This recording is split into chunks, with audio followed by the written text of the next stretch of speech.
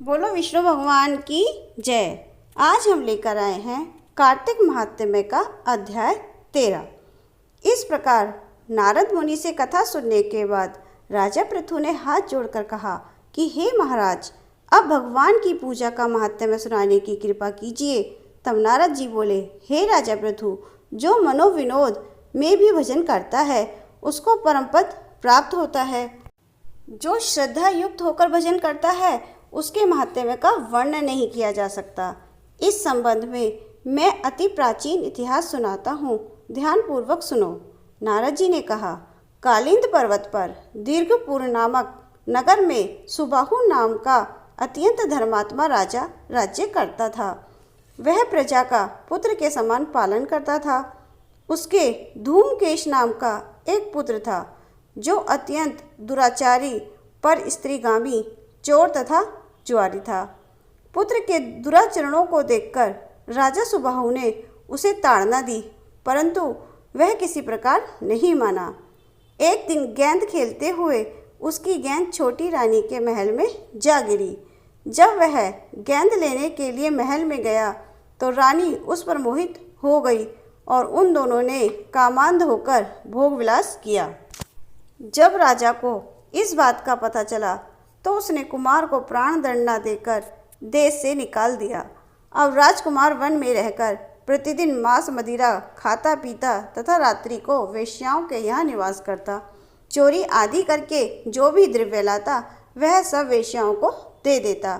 इसी प्रकार घूमते फिरते एक दिन वह वृंदावन में आ गया। कुछ समय बाद उसने सत्यव्रत नामक एक परम विष्णु भक्त को देखा जो अपना सब घर बार छोड़कर कार्तिक मास में भगवान का पूजन कर तथा केवल कंद मूल फल खाता था। वह भक्त नित्य प्रति भगवान से प्रार्थना करता कि हे भगवान, इस दुख रूपी संसार में डूबे रहे मुझ दीन की आप रक्षा करें। मैं राधा जी सहित आपको बारंबार नमस्कार करता हूँ। प्रेम मग्न होकर वह कभी कभी रोने भी लगता था। धूम्रकेश ने उस भक्त की जब यह क्रिया देखी तो रात्रि को वेश्याओं के घर आकर मिट्टी की एक मूर्ति बनाकर वैसे ही सब कृत्य किया और अंत में स्तुति आदि करके वेश्या के घर में ही सो गया। देवयोग से राजा के दूत भी उसी समय वहां आ गए और उनके हाथ से धूम्रकेश मारा गया। तब यमदूत उसे महापापी समझकर मारते हुए पकड़कर यमराज के पास ले गए। धूम्रकेश को देखते ही यमराज अपने सिंहासन से खड़े हो गए और पाद अर्घ्य आदि देकर उसका सत्कार किया। फिर अपने दूतों को फटकारते हुए कहा कि तुमको धिक्कार है, जब हमने यह आज्ञा दी हुई है कि विष्णु भक्तों को यहाँ पर मत लाओ, फिर तुम धूम्रकेश को यहाँ पर क्यों लाए।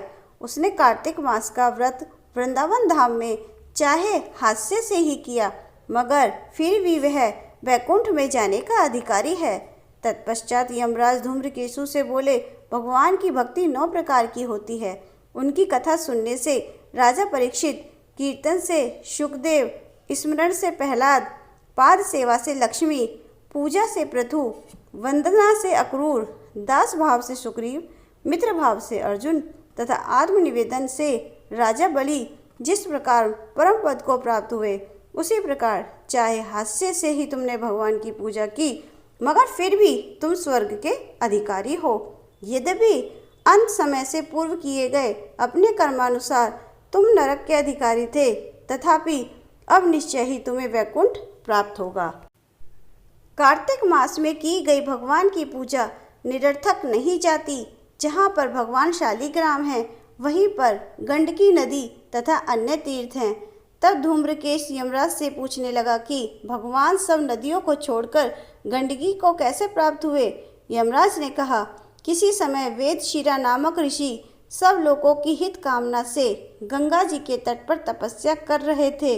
उनके इस घोर तप से भयभीत होकर इंद्र ने ऋषि की तपस्या भंग करने के लिए मंजू घोषा नाम की अप्सरा को भेजा। मंजू घोषा उस रमणीक स्थान में क्रीड़ा करती हुई अपने रूप और यौवन का प्रदर्शन करके अनेक हाव भाव दिखाने लगी। फिर उसी स्थिति में उसने मुनि के चरणों का स्पर्श किया तो उनके रोमांच खड़े हो गए। तत्पश्चात मुनि को अपने वशीभूत जान मंजू घोषा ने अपनी दोनों भुजाएं उनके गले में डाल दी। तब क्रोधित होकर मुनि ने श्राप दिया कि तुम मुझे इस संसार सागर में डालने को उद्यत हुई हो, इसलिए नदी बन जाओ। तब मंजू घोषा ने प्रार्थना करते हुए मुनि से कहा, हे मुने, मैं श्राप योग्य नहीं हूँ, आप मुझे क्षमा करें। उसकी प्रार्थना से निवृत्त होकर मुनि ने कहा कि जिस समय भगवान विष्णु वृंदा के श्रापवश शिला रूप होकर तुम में स्थित होंगे, तब तुम भगवान को धारण करने वाली होगी। इस प्रकार मेरे द्वारा दिया गया यह श्राप तुम्हारे लिए वरदान से भी अधिक श्रेष्ठ सिद्ध होगा। यमराज कहने लगे, हे राजकुमार, अब तुम विष्णुलोक को जाओ। तब धूम्रकेश सुंदर विमान में बैठकर वैकुंठ को चला गया। यहाँ पर हमारा कार्तिकेय महात्म्य का अध्याय 13 समाप्त हुआ। बोलो विष्णु भगवान की जय।